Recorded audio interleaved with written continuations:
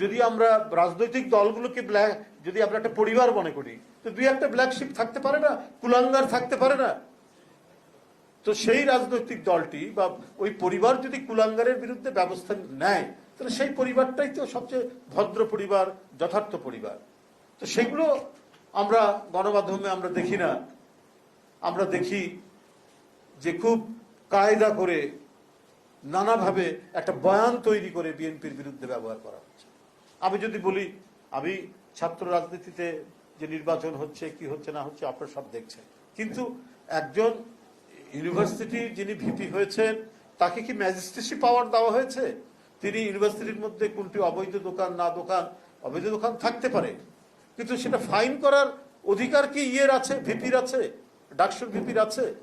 তিনি সেটা ফাইন করে ৩,০০০ টাকা ফাইন করে সেটা আবার নিচ্ছেন পার্টির কি বলে ওদের, ওটাকে বাইতুল মালে জমা দিচ্ছে। এইটা কোনো আইনগত ভিত্তি আছে?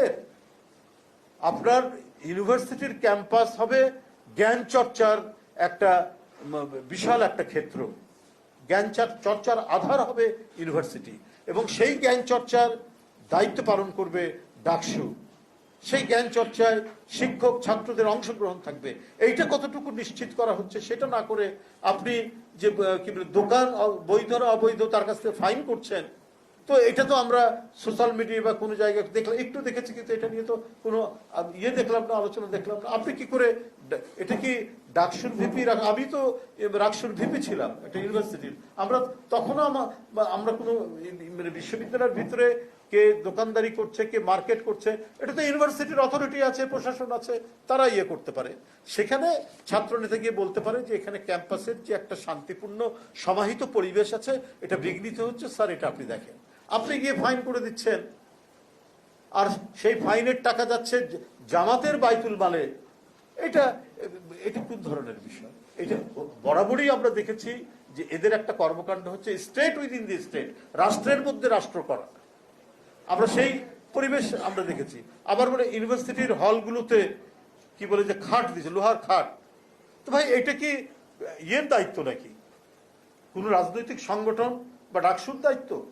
আপনি ছাত্রদের দাবি দেওয়া নিয়ে ভাইস চ্যান্সেলরের সাথে বার্গেনিং করবেন, আন্দোলন করবেন। এখানে কি বলে যে বাসস্থানের সমস্যা আছে, ছাত্রদের থাকার কোনো পর্যাপ্ত মানে নাই, খাট নাই, চৌকি নাই, এটার ব্যবস্থা করতে পারে কি না? এটা হচ্ছে পার্টির তরফ থেকে প্রশাসনকে কিছু লোহার খাট 100 না 150 দেওয়া হচ্ছে।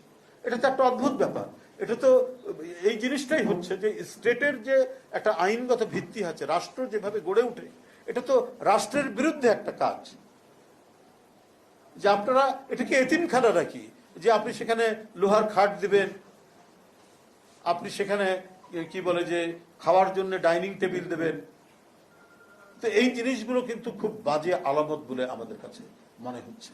এবং এই যে পরিবর্তিত পরিস্থিতিতে আজকে পার্শ্ববর্তী দেশ থেকে যে ধরনের হুমকি হুঙ্কার ক্রমাগতভাবে আসছে, বর্তমান যে রাজনৈতিক পরিস্থিতি যেভাবে যাচ্ছে, যেভাবে এগোচ্ছে, এবং যে সমস্ত শক্তির উত্থান ঘটছে, এটাও এক ধরনের আমাদের সার্বভৌমত্ব এবং স্বাধীনতার মানে অটুট রাখা জন্য একটা বড় ধরনের, আমি মনে করি যে একটা ষড়যন্ত্র চক্রান্ত পাকিয়ে তোলার সুযোগ সৃষ্টি হবে, সুযোগ সন্ধানীদের।